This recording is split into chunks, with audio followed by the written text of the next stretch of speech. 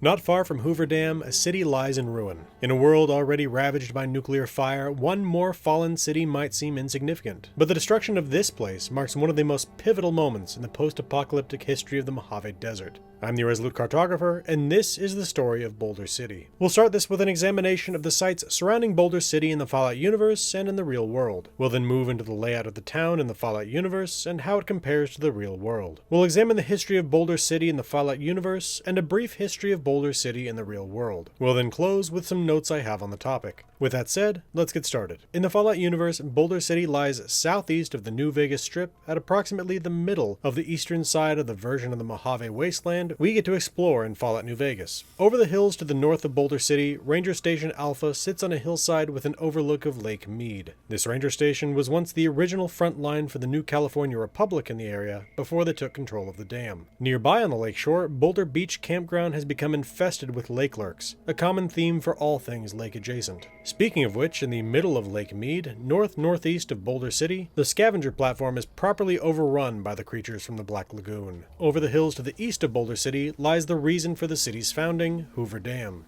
The dam currently serves as the front line in the war between the NCR and Caesar's Legion. Southeast of Boulder City, on a hillside overlooking Boy Scout Canyon, Ranger Station Delta keeps an eye out for Legion operatives attempting to cross the Colorado. Southeast of Boulder City, Camp Forlorn Hope has become the NCR's forward operating post in their campaign against the newly arrived Legion forces in Nelson. The camp is a site of misery where soldiers dread to be posted. South of Boulder City, a swarming Cazador nest is cut into the hillside. Southwest of Boulder City on Highway 95, the El Dorado gas station is under the control of the Vipers gang. Across the road lies the pan of the El Dorado Dry Lake, home to a number of fire-breathing ants. Across the El Dorado Dry Lake to the west-southwest lies the El Dorado substation. This critical piece of power grid infrastructure is under heavy guard by the NCR. West of Boulder City, buried beneath the hills, lies what remains of Vault 11. West-northwest of Boulder City, the 188 Trading Post serves as a way station at the junctions of Highways 93 and 95. Northwest of Boulder City lies a ruined building known as the Deserted Shack.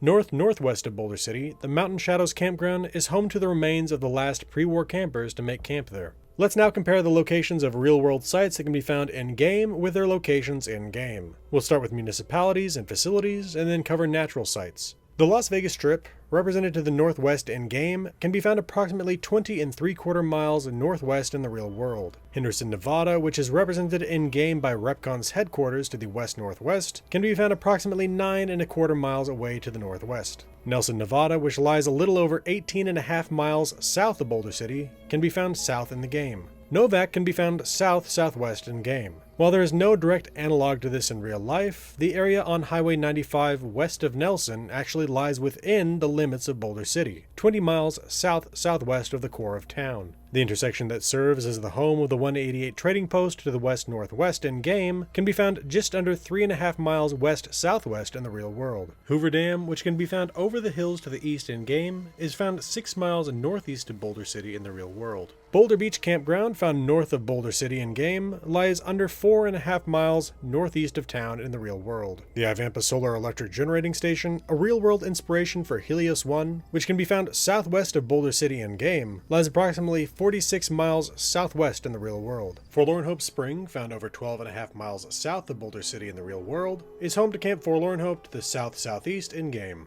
El Dorado Dry Lake, found southwest of Boulder City in-game, lies within the city limits of Boulder City, 10 miles southwest of the heart of town in the real world. With the sites around Boulder City covered, let's consider the layout of the town itself. In the real world, Boulder City lies on the sloping northern edge of the El Dorado Valley. The oldest parts of town are laid out in a grid of streets oriented in the cardinal directions surrounding a triangular center of town. As the city has grown, newer streets have taken on more organic shapes. The main highways through town are Highway 93, which runs from west of town to the Hoover Dam, and Interstate 11, which bypasses the city to the south. In the game, almost all of Boulder City lies in ruins for reasons we'll get to soon. Just as in the real world, it lies on Highway 93 and is primarily laid out on a grid of streets. There are only 3 buildings in Boulder City in-game that remain fit for use: the Bighorn Saloon, the abandoned and scorpion-infested train station, and the concrete mixing plant. Aside from these structures, Boulder City is practically nothing but ruins. The real-world town is home to a historic core, and a city that has grown up around it in the past 9 decades. We've reached the first city where I believe the size is sufficient that I shouldn't try to detail a full listing of everything in town. That being said, both in-game and in the real world, Boulder City is the home of the Eagles, referencing Boulder City High School. This, and the fact that they are both home to a train station, is practically all the in-game town and the real-world city share in their composition. On to the history of Boulder City in the Fallout universe. Thanks to an event we'll discuss momentarily, the history of Boulder City in the Fallout universe prior to 2277 is practically unknown. That being said, there are things we can assume based on real-world history and the state of the world around Boulder City in the game. Should the city have a common, or at least similar, history to that of Boulder City in the real world, then it was founded by the federal government to serve as a community for the men who built the Hoover Dam. Once the dam was completed, the city grew slowly over the next 141 years. On the morning of Saturday, October 23rd, 2077, the sirens screamed, announcing the arrival of Chinese nuclear bombs. Given its proximity to Vault 11, it's likely that some residents of Boulder City were granted entry and took refuge underground. But the town they left behind may not have needed saving. While nuclear strikes hit parts of the Mojave, the region was largely spared thanks to the ingenuity of Robert House and his missile defense system. As for Boulder City itself, its current ruined state makes it hard to say for certain, but I'd wager it wasn't directly hit during the war. As for Fallout, while there was a strike at Black Mountain to the west, seasonal winds in late October tend to blow from the north. This could have exposed the city to radiation from Nellis Air Force Base, which was bombed multiple times, but I don't believe that was the case.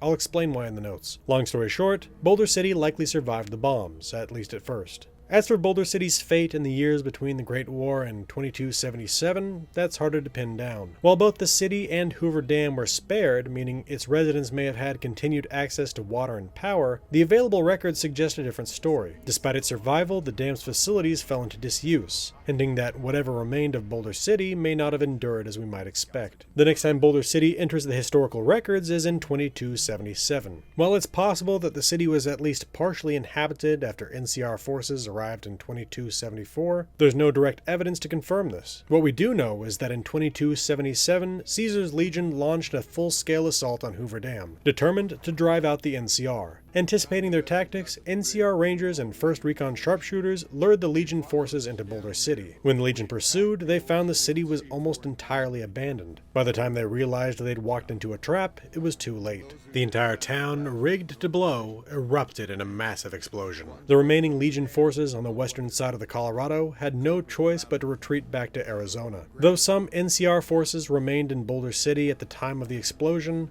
their remains were largely left where they fell. Given the city's devastation after the Battle of Hoover Dam, a proper burial for everyone was nearly impossible. That said, one site is particularly troubling. On the northeast side of town, a house filled with skeletons serves as a grim reminder of what happened here. A holodisc inside confirms these were Rangers, yet their bodies remain unburied, left to decay where they died. Despite this, the NCR did make an effort to honor their dead. In the aftermath of the battle, a monument was erected, bearing the names of the 104 Republic soldiers who lost their lives, their sacrifices carved into stone. By September 2281, the only signs of life in the town were at the Bighorn Saloon, where Ike tended bar. He had once served the laborers of the nearby concrete mixing plant, but work there had long since gone quiet. The reason?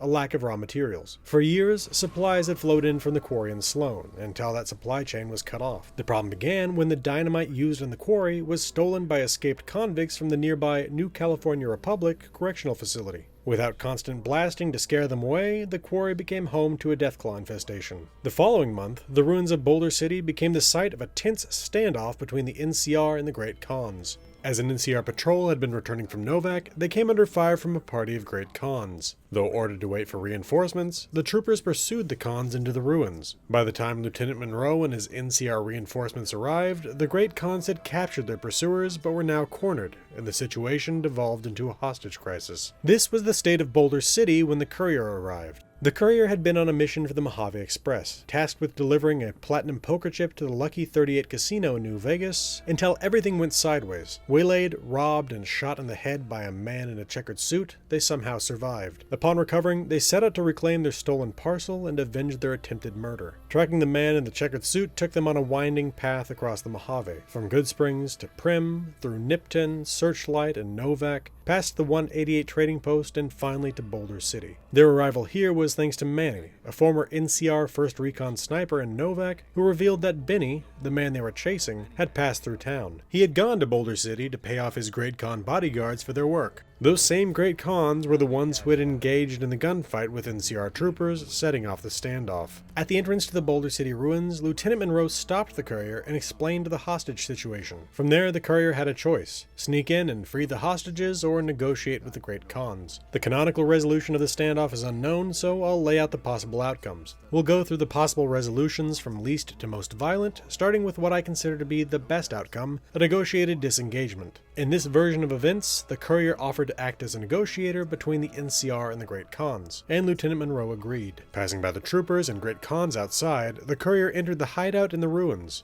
Inside, they found a Khan named Jessup and an unnamed Great Khan. Another Khan named McMurphy lay dead on a mattress in the back, having bled out from wounds sustained in the earlier firefight. Jessup was understandably shocked to see the courier standing before him alive and well after the execution-style shooting he had helped to carry out. The courier demanded the platinum chip, but Jessup revealed that Benny still had it, and in the chaos of the battle, he had already made his escape to the Tops Casino in New Vegas. Benny, as it turned out, wasn't just some random thief, he was a chairman, a member of one of the 3 most powerful tribes that Mr. House had reshaped into the families of the Strip. While the Omertas controlled Gomorrah, and the White Glove Society ran the Ultralux, the chairman ruled the Tops. If the courier had a speech skill of 45 or higher, they could convince Jessup to release the NCR hostages in exchange for safe passage out of Boulder City. Jessup agreed, and handed over a lighter he had stolen from Benny. With the hostages freed, the courier returned to Lieutenant Monroe, only to find out that he had just received new orders: kill the Great Khans regardless of the negotiations. The courier was able to convince Monroe to ignore the order, allowing the situation to end peacefully and honorably. With that, the Great Khans left Boulder City, beginning their long trek back to Red Rock Canyon. The only other non-violent resolution came at a price of 400 to 500 caps. If the courier didn't have the speech skill to negotiate with the Khans, Jessup suggested that they could attempt to buy their freedom by bribing Lieutenant Monroe on their behalf. Monroe, seeing that no NCR troops had been harmed, was willing to accept a 500 cap bribe to let the Khans walk away. However, if the courier had a barter skill of 45 or higher, they could talk him down to 400 caps. Every other outcome ends in bloodshed, whether it's the blood of the Great Khans, the NCR, or both. The smallest deviation from the negotiated resolution occurs when the courier fails to tell Lieutenant Monroe to honor the deal. In this case, despite securing the release of the hostages, Monroe follows his orders and the Great Khans are killed. Next, we come to the sneaking solution. In this version of events, the courier offered to infiltrate the Khan hideout and rescue the hostages. Finding their way around the back of the ruins, they unlocked the door and freed the captives. With the hostages safely in tow, the courier led them back to the NCR's line. When the Khans noticed this and opened fire, the NCR troops fired back at the Great Khans, cutting them down. While this meant that Jessup never got the chance to reveal Benny's whereabouts, the courier found a crucial clue on his body: the original chairman job offer. This document told them everything they needed to know. Next, the courier could have used the sneaking offer as a ruse,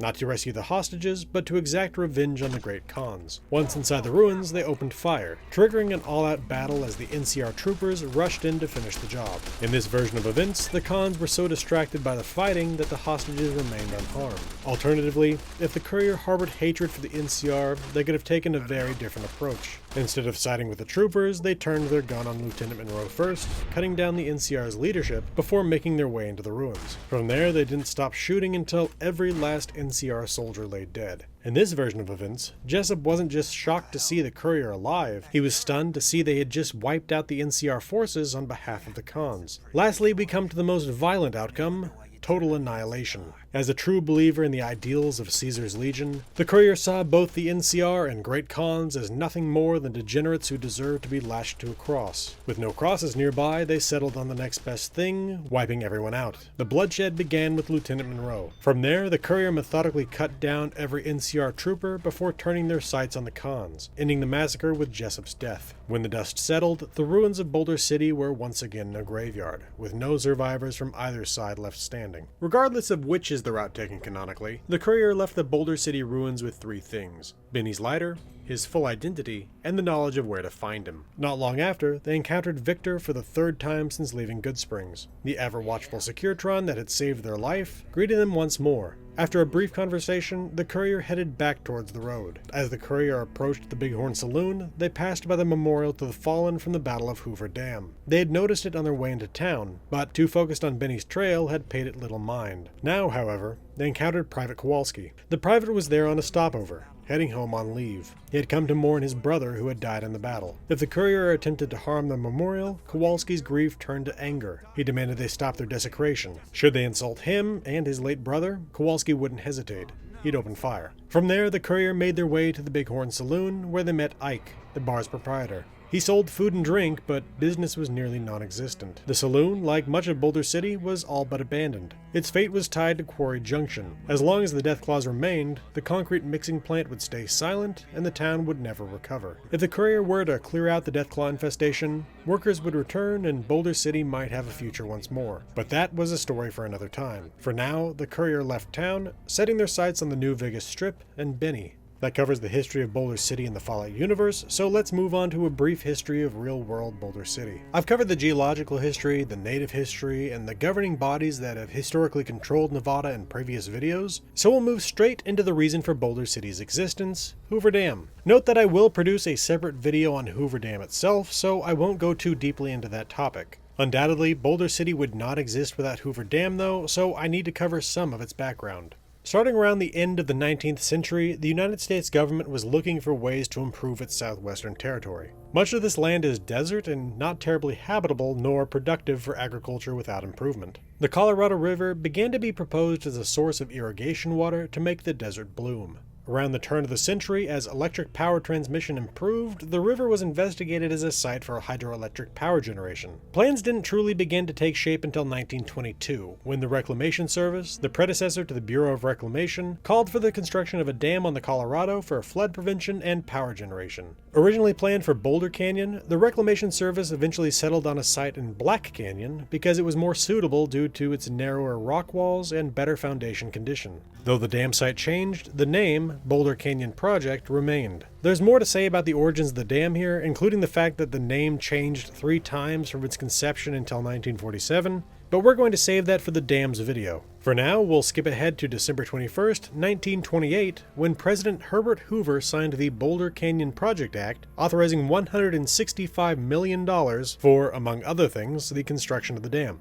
Next, we'll once again jump ahead to October 29, 1929, and the stock market crash known as Black Tuesday. This marked the end of the Roaring Twenties and the start of the Great Depression. The economic calamity left many across the globe destitute and without work. When word began to spread of the construction of a great dam on the Colorado River, unemployed workers flocked to the area. Desperate for work, many of these men and their families built makeshift settlements along the Colorado River, commonly referred to as Ragtown. Because of its expected length of construction, up to 7 years, it was decided that a permanent city would be required to house the workers. Boulder City began settlement in 1931. Named for Boulder Canyon, it was constructed on federally owned desert land about 7 miles from the dam as a planned community for the workers and their families. Originally, the plan was to build Boulder City first and then begin work on the dam, but President Hoover expedited the project, leading to both being built concurrently. Designed to house 5,000 workers, the city had bans on prostitution, gambling, and drinking, although it has to be noted that drinking was illegal nationwide as prohibition was in effect. The city had no plans for schools as the entire population was expected to be single men, but there was plenty of green space. While the plans were revised, removing some of that green space, what remained was part of the Bureau of Reclamation's plans to green the West. Building a city in the Mojave was not without its challenges, and in the summer of 31, 16 people died in the heat. The Bureau wanted, as much as possible, to keep the workers away from Las Vegas. Though Vegas had yet to become Sin City, it was still a place that would distract the workers and slow work. To discourage the workers from traveling to Las Vegas, Boulder City was designed with amenities like the Boulder City Theater, which opened in 1932 as the first air-conditioned building in town. Construction on the dam was completed in 1935, and it began generating power in 1936. Despite this, the Bureau of Reclamation remained in control of Boulder City until 1959, when they finally handed the city over to its population. Boulder City was incorporated the next year on January 4, 1960. Over the years between the dam's completion and the incorporation, Boulder Boulder City left its worker camp origins behind and became a proper city home to many families. While gambling remains illegal in Boulder City, alcohol was legalized in 1969. While much of the Las Vegas Valley has grown dramatically over the past 90 years, Boulder City remained fairly slow growing. This has in fact been intentional. Since the late 1970s, Boulder City has limited the number of new homes constructed and the size of hotels.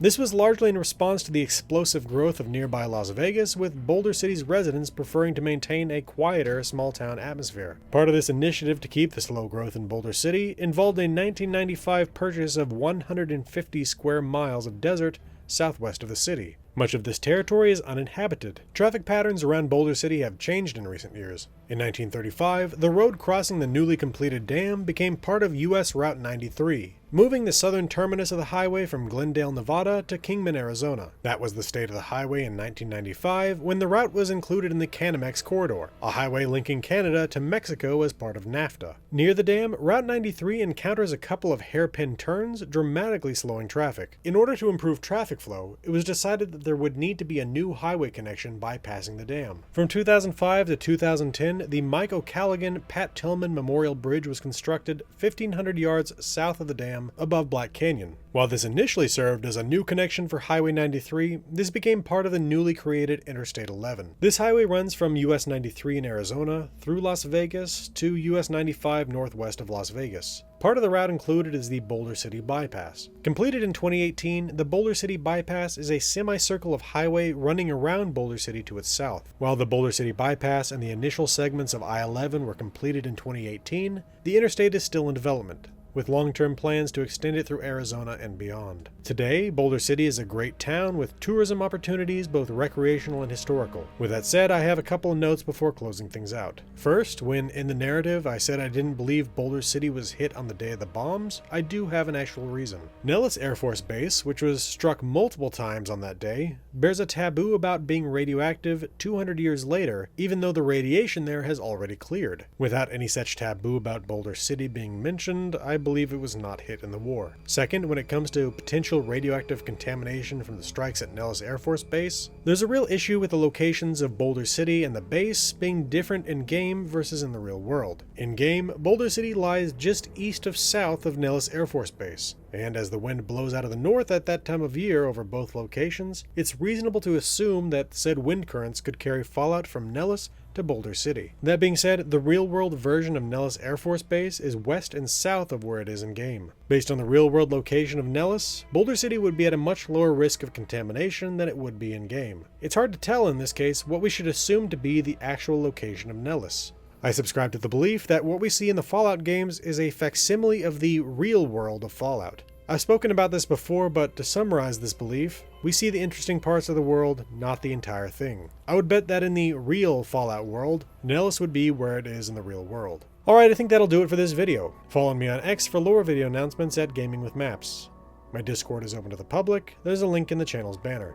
I stream every Friday evening on YouTube, come check it out if you're interested. If you appreciate what I do here and want to support the channel financially, you can become a member on YouTube or a patron with Patreon. I want to thank my channel members and patrons, Mesothelioma, 76 of Texas, Dark Malcontent, Real76, Dr. Orion, Samsung Smart Fridge, Night Spearhead, Electric Head, Hero Cunning, Laced Cake, and Oz Born and Bred 73 for their support. I also want to specifically thank Dark Malcontent for helping with this video's script. This has been the Irresolute Cartographer. Thanks for watching. I'll see you again next time.